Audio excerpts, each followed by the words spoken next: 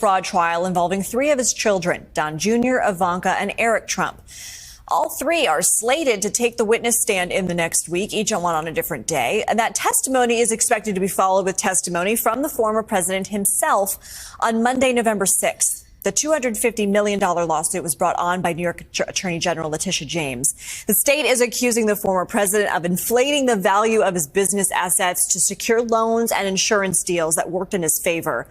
And the judge already ruled Trump and his co-defendants are liable for fraud and canceled all business licenses that allow him to run his operations in New York.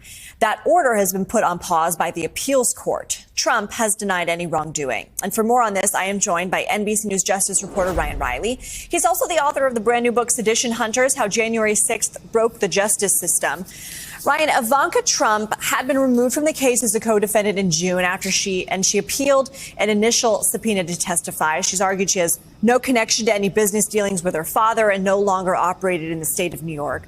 She has until November 1st to appeal the ruling to testify. But what can we expect if she does take the stand? I think, first of all, essentially the plaintiffs here said is that she, benefited tremendously from the sale of the Trump International Hotel here in Washington, D.C., and that she was, she took some of the profits from that. So even though she may not be playing the same exact role in a formal role in the business currently as her brothers are, she was sort of at the switch here, and they say that she played an important role. So I think, we'll see an appeal here. Basically, what the Trump side of this has said is that they're trying to harass the president's daughter, even though they're already getting testimony from the two brothers here. So it will be definitely a packed week for the Trump family here appearing during these various days in court. And it comes really a legal onslaught at the start of this, because there's so many cases on the horizon, including, of course, Jack Smith's case, which is set to go forward in March of next year, only a few months away, which is really, I think, the center of this, really probably the most important case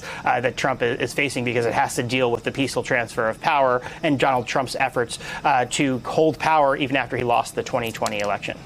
Big picture, Ryan, how unprecedented is it to see a former president and three of his children testify under oath in a civil fraud trial?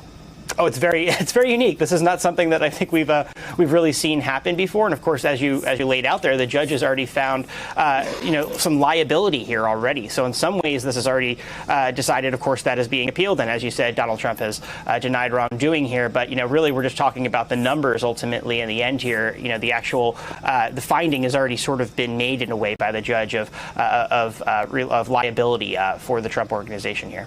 So let's turn to the Fulton County election fraud trial. Former Trump lawyer Jenna Ellis pleaded guilty as part of the deal with prosecutors to cooperate fully with the investigation as the trial goes on. How involved was she in the efforts to overturn the 2020 elections, and what kind of information could she provide?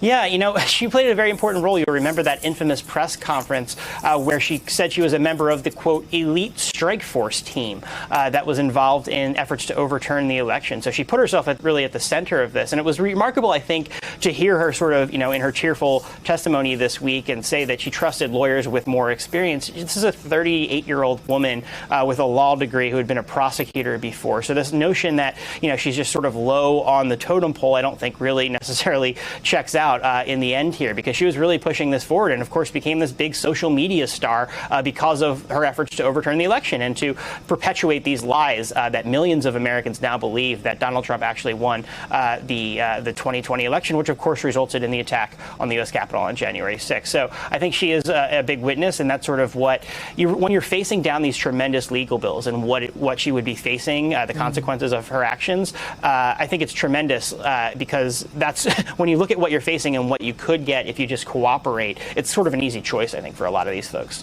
Probation